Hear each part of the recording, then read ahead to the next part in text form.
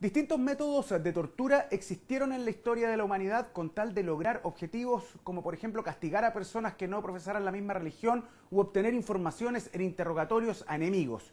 Una práctica que pasó a ser rechazada mundialmente con la Declaración de Derechos Humanos de Naciones Unidas y que es castigada por la legislación chilena.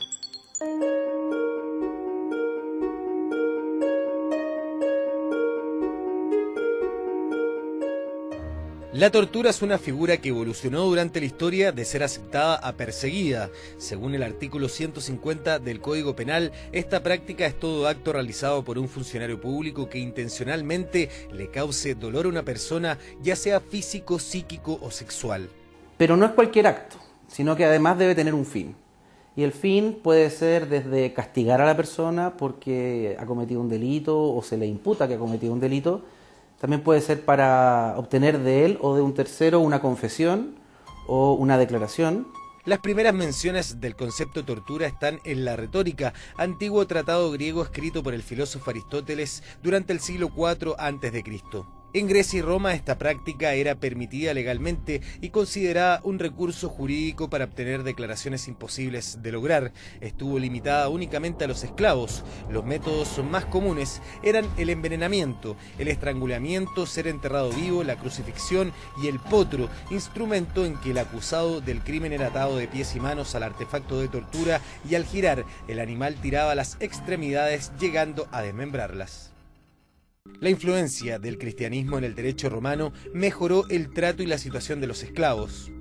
Sin embargo, con la invasión de los pueblos germanos en el siglo IV, la tortura volvió a su protagonismo. Principalmente entre los siglos XII y XVIII, esta práctica tuvo una alta frecuencia por parte de los reinados influidos por la Iglesia Católica en Occidente. Entre 1231 y 1244, el Papa Gregorio IX creó la Inquisición medieval, una institución eclesiástica judicial que perseguía la herejía. La Inquisición podía usar métodos de violencia como encadenar, privar de comida y sueño a las personas. En 1252, el pontífice Inocencio IV autorizó la tortura ratificada por los papas posteriores. Entre las prácticas más comunes estaban la estrapada, que consistía en atar las manos del acusado detrás de la espalda con una cuerda y ponerle peso en los pies. Luego se elevaba a la víctima hasta que se dislocaba. También se utilizaba la tortura de agua, en la que obligaban a las personas a beber agua con un embudo, impidiéndoles respirar. Entre los siglos XVIII y XIX, las ideas de la Ilustración provocaron que diversos estados europeos comenzaran a eliminar progresivamente la tortura de sus legislaciones, considerándola una práctica arcaica. Sin embargo, con la aparición de regímenes totalitarios como el de Benito Mussolini en Italia y Adolf Hitler en Alemania, la tortura volvió a tomar protagonismo. Durante la Segunda Guerra Mundial, el oficial nazi Heinrich Himmler autorizó al interrogatorio tercer grado. Este permitía la tortura para obtener declaraciones de enemigos.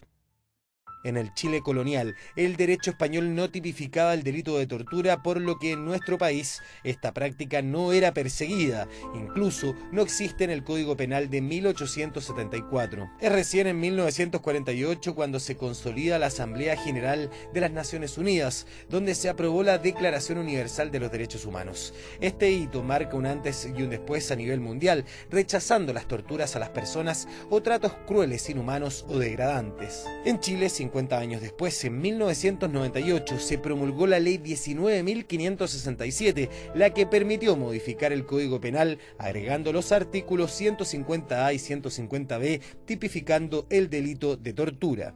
Se incorporó a propósito de una convención internacional, no estaba desde el principio de la legislación, es uno de los reconocimientos de los derechos humanos, porque precisamente lo que se busca aquí es sancionar con mayor fuerza aquellos actos que son cometidos por funcionarios públicos en contra de ciudadanos. El delito cometido por funcionario público tiene una pena que va de presidio mayor en su grado mínimo, que son hasta de los 5 años y un día hasta los 10 años. Y hay casos en que por supuesto se agrava la pena, como por ejemplo si se llegara a cometer homicidio. En esos casos se puede llegar incluso a presidio perpetuo calificado, es decir, la persona no podría gozar de libertad sino hasta 40 años de prisión efectiva.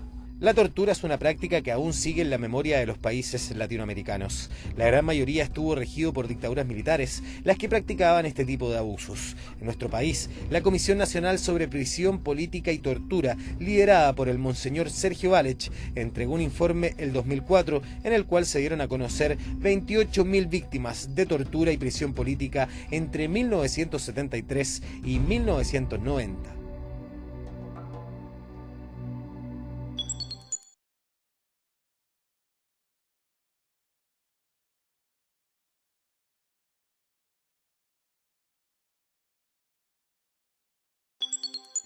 El terrorismo nace como concepto durante el siglo XX. Sin embargo, antiguamente existía otra figura para combatir aquellas acciones que tenían como fin causar daño en la población y desestabilizar gobiernos. En la actualidad, el terrorismo es uno de los principales desafíos a combatir en materia de delincuencia a nivel mundial.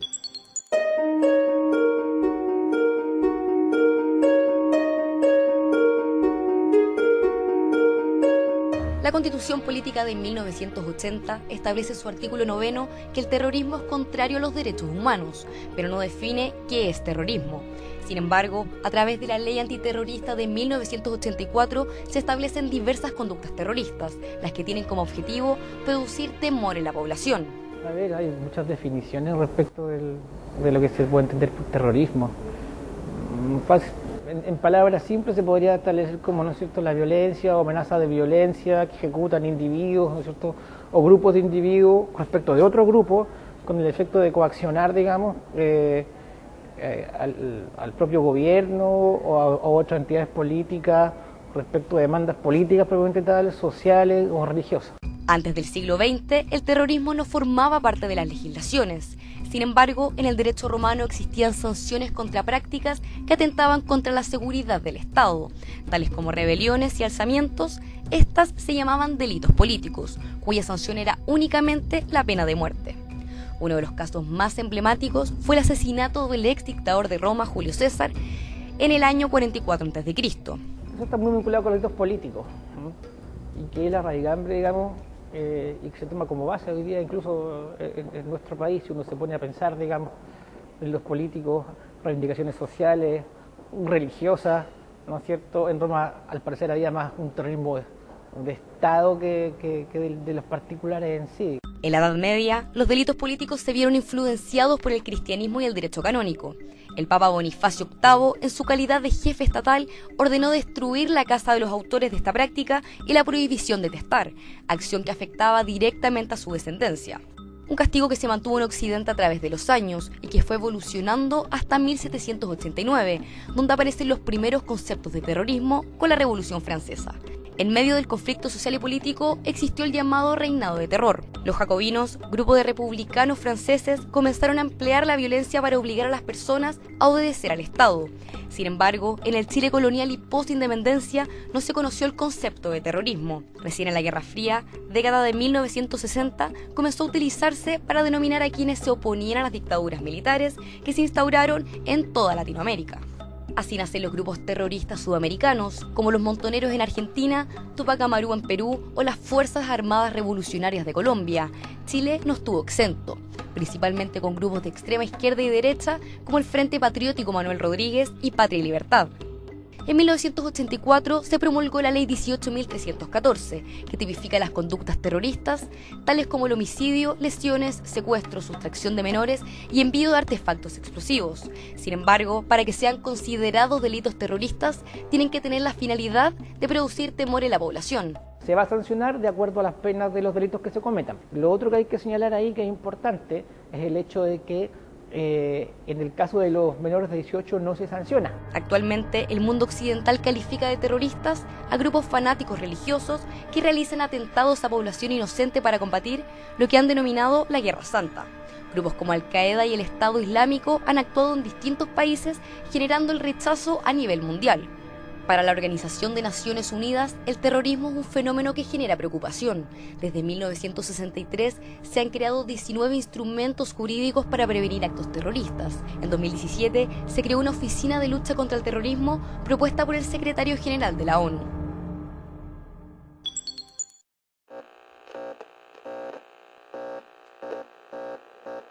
podemos hablar de lo que pasó el 24 de marzo de 1976 en la Argentina.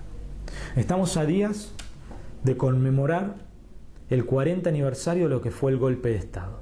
Un golpe de Estado perpetrado por las Fuerzas Armadas con el apoyo de parte de la sociedad civil y con el apoyo de parte de sectores de la Iglesia. Este golpe de Estado vino a abolir la Constitución Nacional y con ella todos los derechos constitucionales consagrados en la Constitución, todos los derechos humanos consagrados en la Constitución. Suprimió el Congreso, el Poder Ejecutivo, y puso en comisión a los jueces. ¿Qué quiere decir que puso en comisión a los jueces? Los jueces serviles a la dictadura continuaban y los que no servían eran mandados a su casa. El 24 de marzo, el Estado argentino se convierte en terrorista y surge lo que se llama el terrorismo de Estado. Es decir, toda la maquinaria del Estado, un Estado que en aquel entonces se estaba debatiendo como Estado de bienestar, en donde se pretendía que el Estado tenga mucha interferencia en la vida y en el bienestar de sus comunidades. Se entiende que ese Estado, por parte de quienes usurparon el poder mediante la fuerza, mediante las armas, mediante la sangre, no podía continuar y que teníamos que volver a otro tipo de Estado. Un Estado gendarme, un Estado liberal, propio del que habían pensado los constructores y fundadores de nuestro país, ilustrados en aquel iluminismo francés, es decir, aquel del Estado mínimo, Estado gendarme, en donde la mano del mercado sea quien regulaba la vida de sus comunidades. Es así que el terrorismo de Estado vino a cumplir no solamente una función de persecución a todos aquellos que pensaban distinto al modo de pensar que pretendía imponer la dictadura militar. Esto era el ser occidental y cristiano. ¿Qué es esto del ser occidental y cristiano? Bueno, aquella forma de pensar que ellos iban elaborando a medida que avanzaba la dictadura.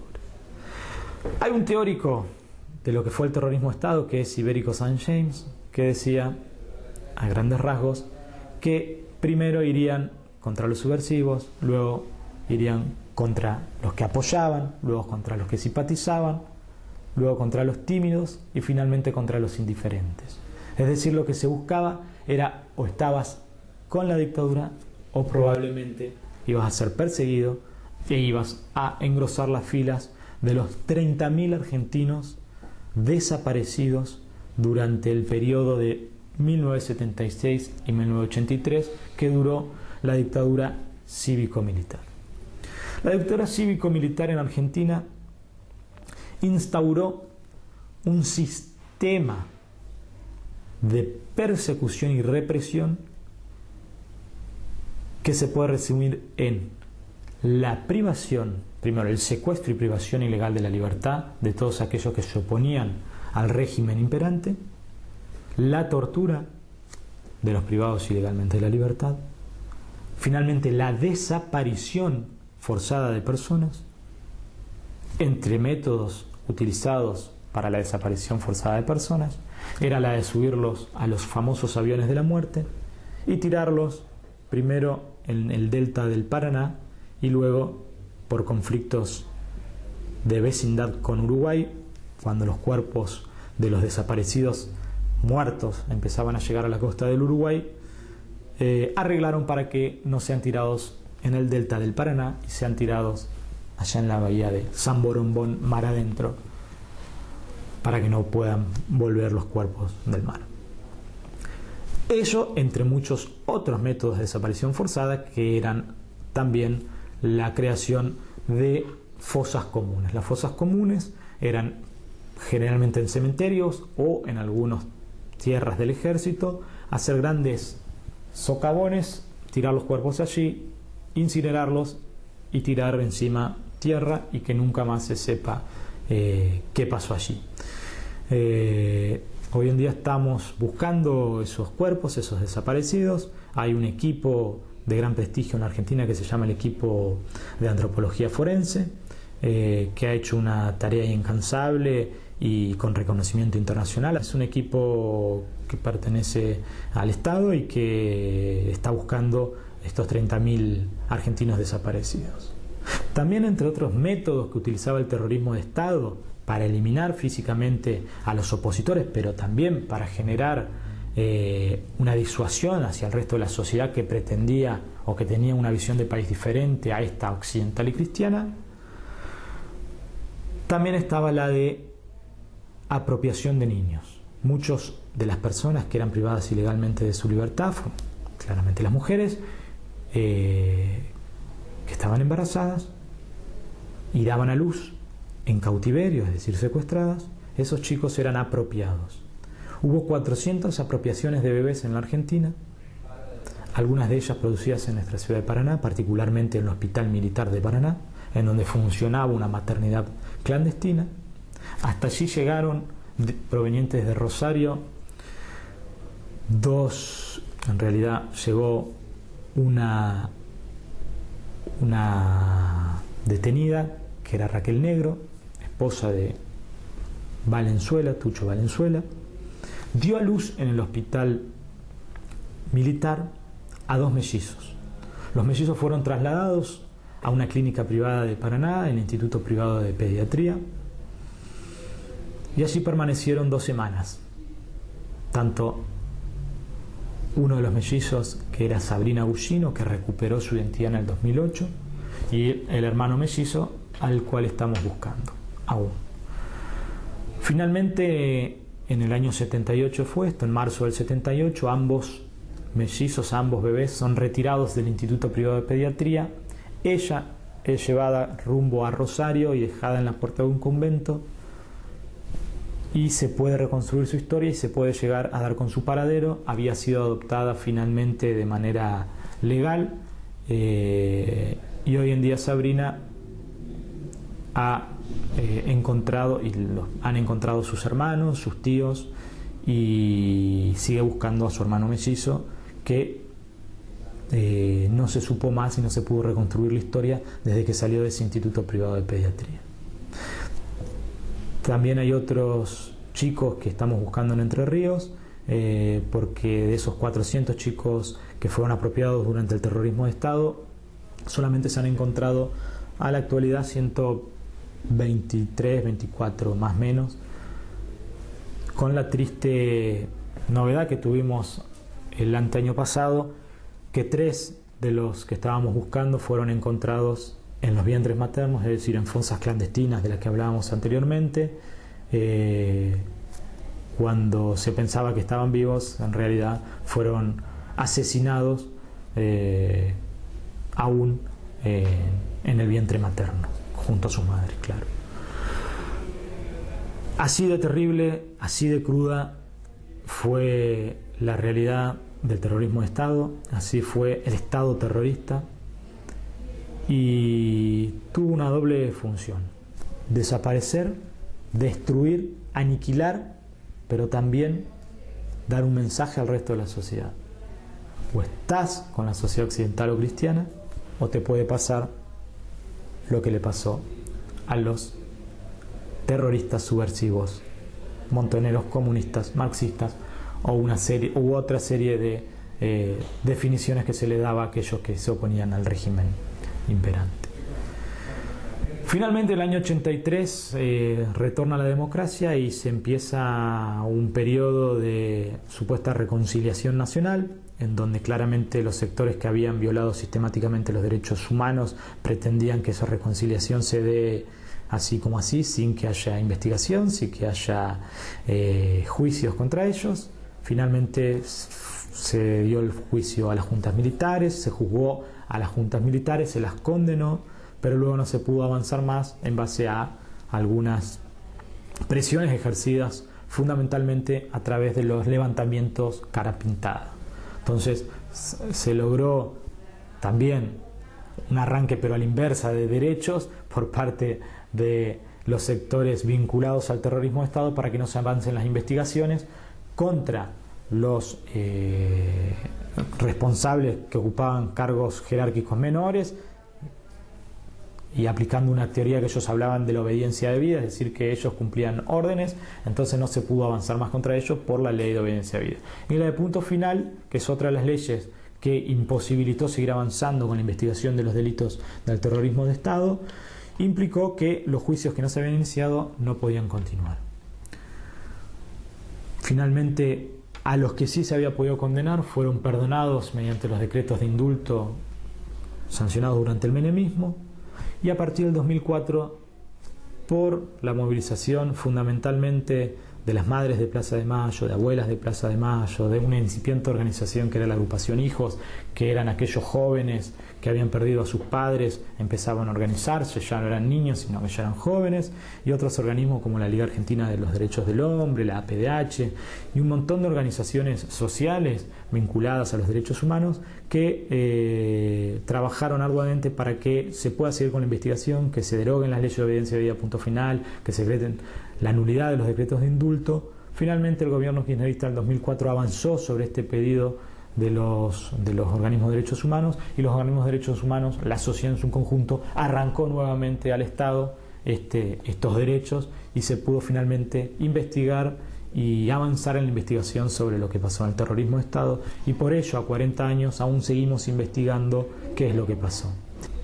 Lo cierto es que no hay reconciliación posible si no hay una reparación hacia las víctimas del terrorismo de Estado, y una reparación a las víctimas del terrorismo de Estado solamente va a haber con verdad, memoria y justicia, y esas son las banderas que se han enarbolado en estos últimos años, no solamente desde un gobierno, porque no solamente los derechos humanos pertenecen a un gobierno puede estar más a favor o menos a favor de tal o cual política pública, pero lo cierto es que la cuestión de la verdad, memoria y la justicia ha sido tomada desde el Estado en los últimos años como una cuestión de Estado.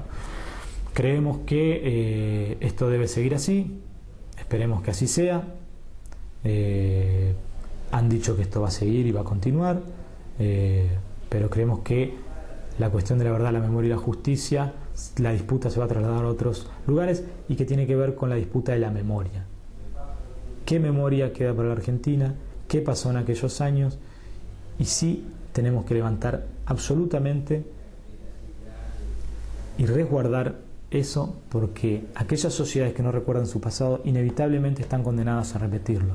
Y eso es válido para nosotros, para que no haya más maternidad clandestina como en el hospital militar, para que no haya más ESMA, el peor centro clandestino de detención y desaparición de personas que existía en Buenos Aires, que existía en la Argentina. Para que no haya más esos lugares es necesario mantener viva la memoria de lo que pasó, la memoria de los 30.000 compañeros detenidos y desaparecidos, y la memoria de qué era lo que buscaban y por qué luchaban esos 30.000 compañeros detenidos y desaparecidos. Se persiguió un grupo de la población civil claramente que buscaba una sociedad más justa, más solidaria, diferente a lo que proponía el terrorismo de Estado, diferente a lo que proponía la dictadura cívico-militar, que era un Estado occidental y cristiano que traducido es un Estado liberal individualista.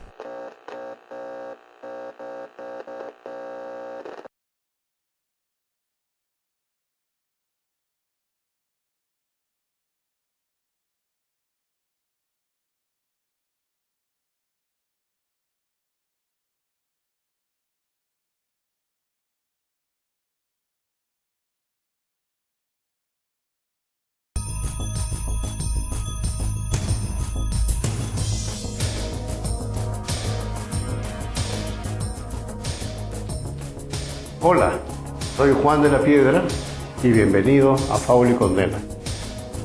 Hoy el tema es el delito de prevaricato. En términos comunes, el delito de los jueces y de los fiscales.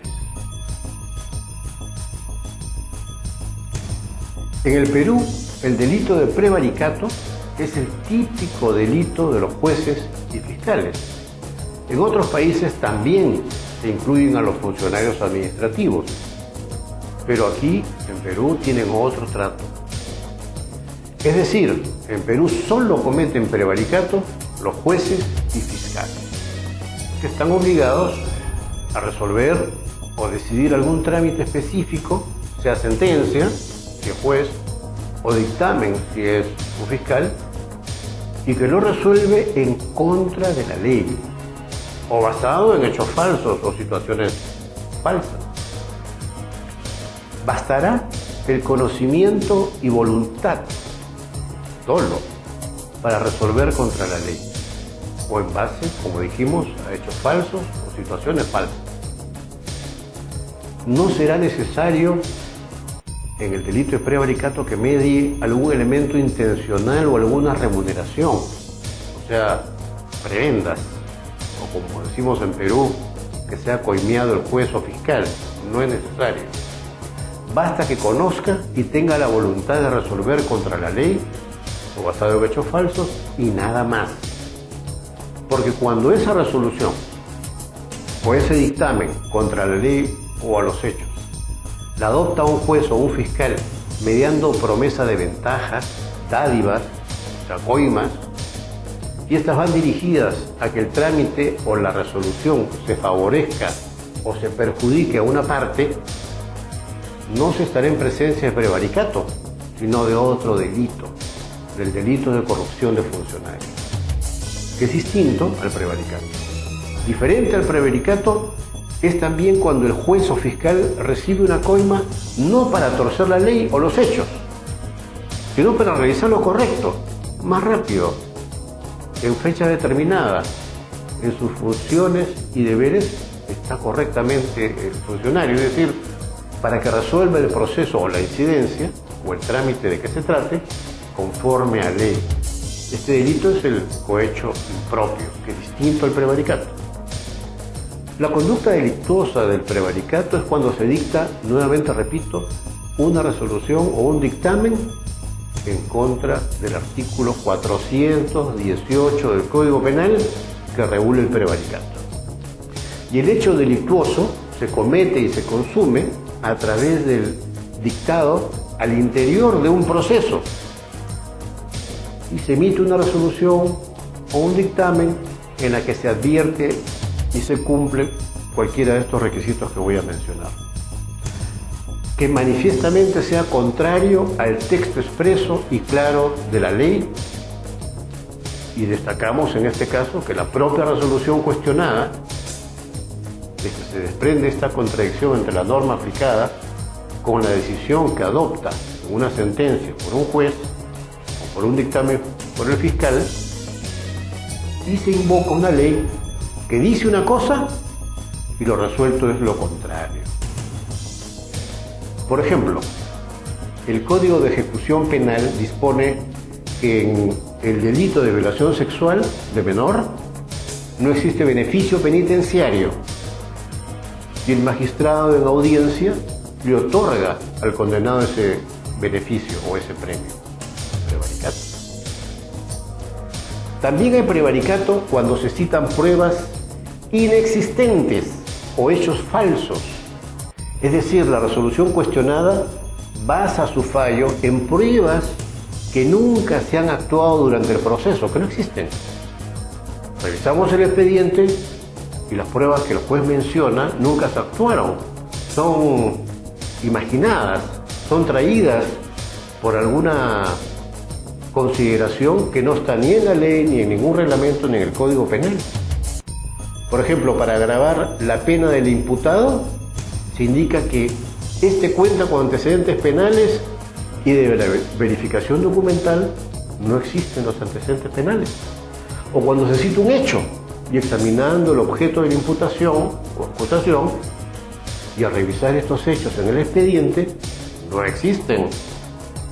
Solo se presumen por antojadizas doctrinas, teorías, que no están dentro de la tradición jurídica del Perú. Es decir, no se basan ni en la ley, ni en la jurisprudencia, ni en las pruebas, solo en doctrinas o teorías. Otro prevaricato es cuando el dictamen del fiscal o del juez se sustenta en hechos argumentados dentro del proceso y que se han demostrado que son falsos. Sin embargo, al sentenciar, se consideran válidos. Por ejemplo, un testigo dice que el acusado no ha participado, pero en la sentencia se asume El testigo dijo que sí ha participado.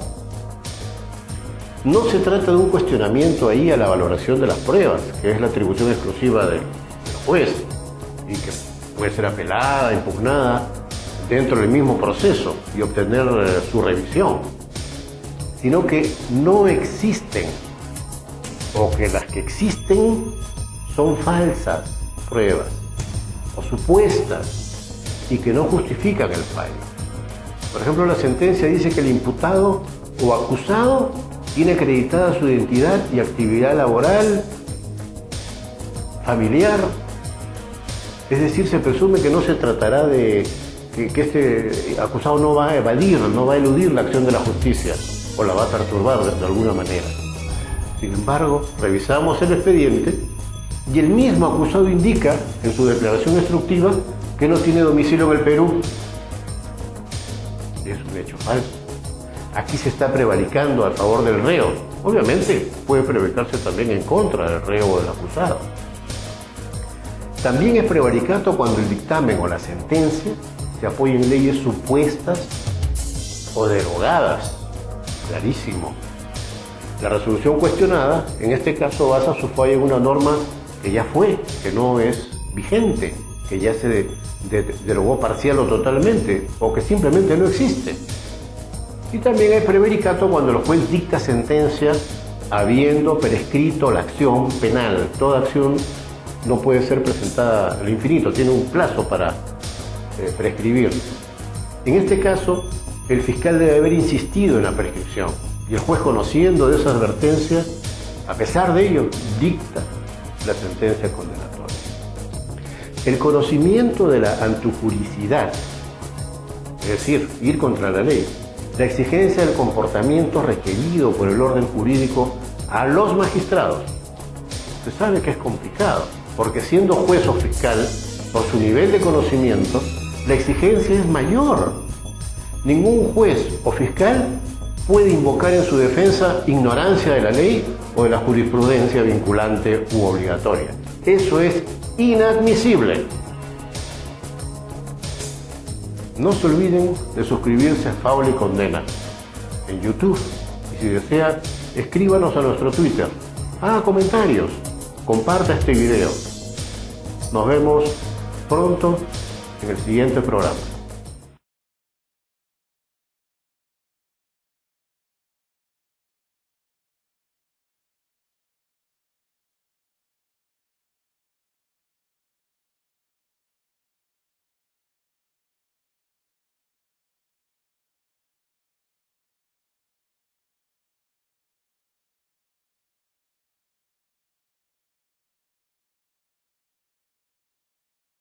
Buenos días, soy Ramón Escribano, soy abogado y soy administrador de la página web abogadoescribanogares.com, que es una página web en la que difundimos contenidos jurídicos, contenidos de derecho, para personas que no son expertas en estas materias.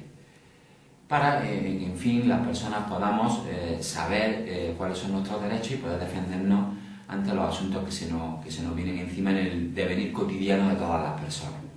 En este vídeo voy a hablar de un asunto que lamentablemente está muy de actualidad casi siempre, sobre todo en el verano, en todas nuestras ciudades. Y hablamos del tema de la contaminación acústica. El tema de la contaminación acústica lo vamos a hablar en este vídeo desde el punto de vista del derecho penal. Es decir, es un delito el que exista contaminación acústica, es decir, si una persona contamina acústicamente, ¿está cometiendo un delito? Pues evidentemente tenemos que partir de la base de que puede que sí. Es decir, el Código Penal regula diferentes conductas, que entre ellas la contaminación acústica, que si se dan podrían ser constitutivas de delito. Y en concreto, como hemos dicho, una de estas causas, uno de estos motivos por los cuales se puede cometer un delito es si se contamina acústicamente superando los niveles que están expresamente regulados en la normativa correspondiente de los ayuntamientos, en el 99% de los casos, en la generalidad de los casos, o bien en su caso, en la normativa de aplicación que cada comunidad autónoma tenga al respecto. Una vez que ya sabemos que esto puede ser delito, es decir, que si tenemos, por ejemplo, en los bajos de nuestro edificio un bar, un restaurante, un local comercial que genera una contaminación acústica muy importante, ¿qué es lo que tenemos que hacer? ¿Directamente acudir a interponer una denuncia? Pues desde nuestro despacho, desde nuestra experiencia, entendemos que esa no sería la fórmula. Entendemos que lo que primero tendríamos que hacer sería acudir al organismo correspondiente, que ya decimos que en la mayoría de los casos es el ayuntamiento de nuestra ciudad, para intentar averiguar cuáles son los niveles de contaminación permitidos, cuáles son los niveles de contaminación acústica permitidos. Una vez que tenemos toda la información legal y reglamentaria que exista sobre este aspecto en nuestra ciudad, lo más adecuado sería requerir los servicios de un experto, de un perito, que pudiera realizar pruebas de toma de muestras, de toma de datos, de cuál es esa contaminación acústica y cómo se está produciendo.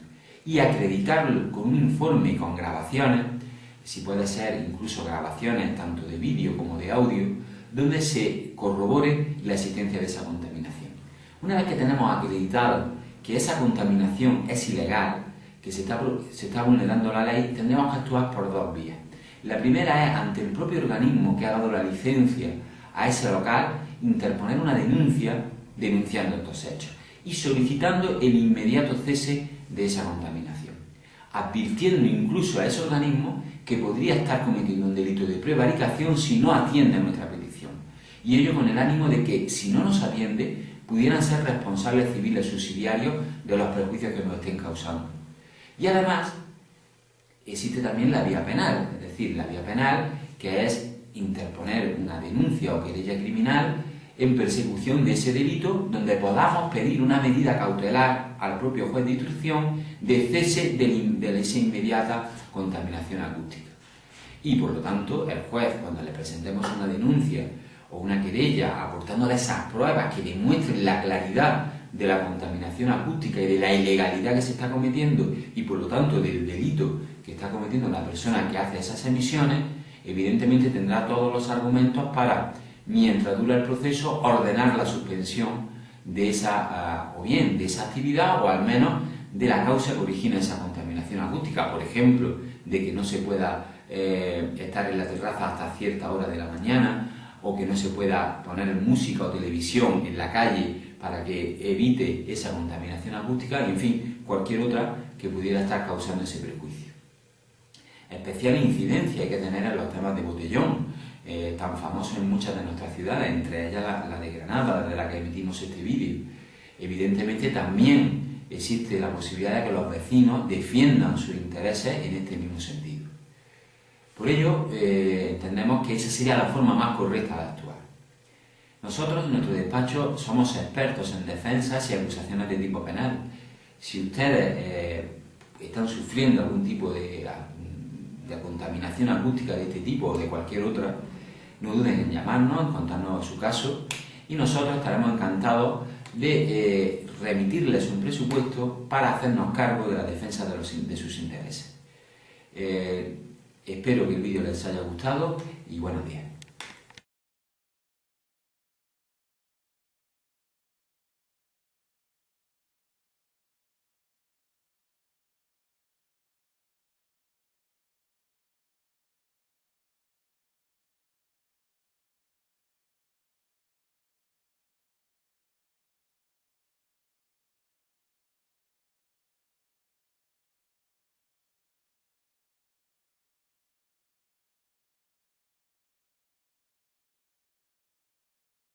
Capítulo 2. Delitos cometidos por funcionarios públicos. Sección 1. Abuso de autoridad. Artículo 376. Abuso de autoridad. El funcionario público que, abusando de sus atribuciones, comete u ordena un acto arbitrario que cause perjuicio a alguien será reprimido con pena privativa de libertad no mayor de 3 años. Si los hechos derivan de un procedimiento de cobranza coactiva, la pena privativa de libertad será no menor de 2 ni mayor de 4 años.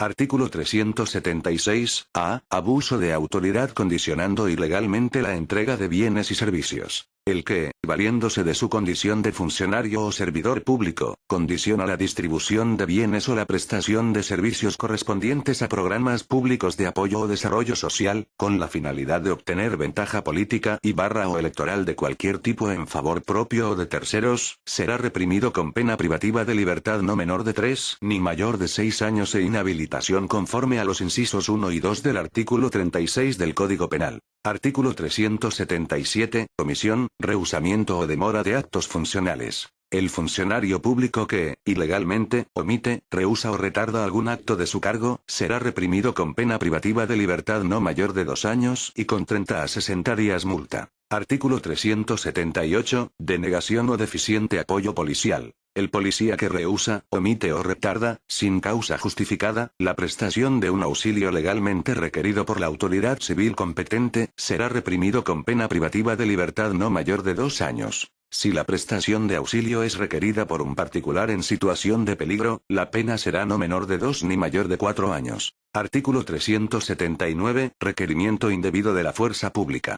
El funcionario público que requiera la asistencia de la fuerza pública para oponerse a la ejecución de disposiciones u órdenes legales de la autoridad o contra la ejecución de sentencia o mandato judicial, será reprimido con pena privativa de libertad no mayor de 3 años. Artículo 380. Abandono de cargo. El funcionario o servidor público que, con daño del servicio, abandona su cargo sin haber cesado legalmente en el desempeño del mismo, será reprimido con pena privativa de libertad no mayor de 2 años. Si el agente incita al abandono colectivo del trabajo a los funcionarios o servidores públicos, la pena será privativa de libertad no mayor de 3 años. Artículo 381. Nombramiento o aceptación ilegal. El funcionario público que hace un nombramiento para cargo público a persona en quien no concurren los requisitos legales, será reprimido con 60 a 120 días multa. El que acepta el cargo sin contar con los requisitos legales, será reprimido con la misma pena. Hola, soy Iron Ramírez y estas son clases de Derecho. En esta ocasión, analizaremos qué es el abuso de autoridad. Desafortunadamente, en nuestro país, todos los días muchas personas son víctimas de abusos de autoridades que, aprovechándose de los cargos que ostentan, abusan de la necesidad, derechos e ignorancia de las personas. Un abuso consiste en hacer uso de un recurso o tratar a una persona de manera impropia, incorrecta, improcedente, ilícita o ilegal.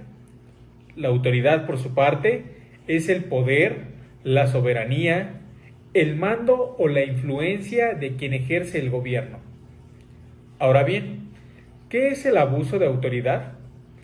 El abuso de autoridad es un delito que se presenta cuando los servidores públicos, aprovechándose de los cargos y de las funciones que tienen, abusan del poder de los mismos para satisfacer intereses personales o de terceros allegados a ellos. Podemos decir que el abuso de autoridad tiene lugar cuando un dirigente o un superior se aprovechan de su cargo y de sus atribuciones frente a alguien que está ubicado en una situación de dependencia o subordinación. Una forma de abuso de autoridad sucede cuando la persona que accede a un cargo o a una función aprovecha el poder que se le otorga en beneficio propio y no para desarrollar correctamente sus obligaciones. Las fuerzas de seguridad, por su parte, incurren en el abuso de autoridad cuando se apoyan en la violencia y hacen un uso desmedido de sus atribuciones. Un ejemplo de este tipo de situación aparece cuando la policía detiene a alguien sin justificación y no permite que el afectado se exprese o se defienda. ¿Le ha pasado? Seguramente sí. Según la ley, ¿qué conductas de los servidores públicos están consideradas como exceso o abuso de autoridad? El Código Penal Federal, en su artículo 215, nos menciona características de este delito. El delito de abuso de autoridad lo cometen los servidores públicos que incurran en algunas de las conductas siguientes. Mencionaremos algunas. 1.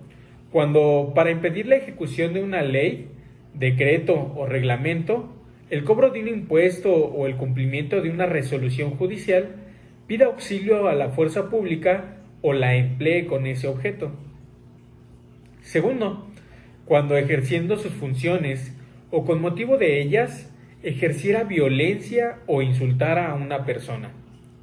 Tercero, cuando indebidamente retarde o niegue a los particulares la protección o servicio que tenga obligación de otorgarles o impida la presentación o el curso de una solicitud.